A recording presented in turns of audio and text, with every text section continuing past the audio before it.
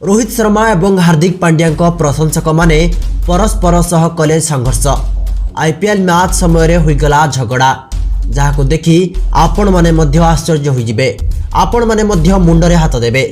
हाँ दर्शक बंधु, अहमदाबाद नरेंद्र मोदी स्टेडियम रे गतकाली मुंबई इंडियंस और गुजरात टाइटन्स मध्य आईपीएल 2024 मैच अनुष्ठित होइतिला। एही मैच रे गुजरात टाइटन्स एक रोमांचकर मैच रे मुंबई इंडियंस को 6 रन रे परास्त करिछि। तेबे मैच समय अन्य एक दृश्य देखा मिलता जितेबाला दुई गोष्ठी बा दुई प्रशंसक गोष्ठी परस्पर सह संघर्ष करते, कारण से प्रिय खेलाड़ी रोहित शर्मा और हार्दिक पांड्या मध्य जुक्ति तर्क होता। तेज निकटस्थ लोक मैंने झगड़ा बंद करने को चेष्टा करते सफल हो पार नथिले।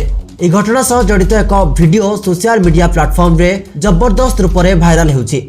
वीडियो रे यह स्पष्ट भाव में देखा मिलूँ जे उभय प्रशंसक किपरि निज प्रिय क्रिकेटर लड़ुंट। तेज दल परिचालनार यह निष्पत्ति रोहित शर्मा फैंस माने अत्यंत क्रोधित और असंतुष्ट होते।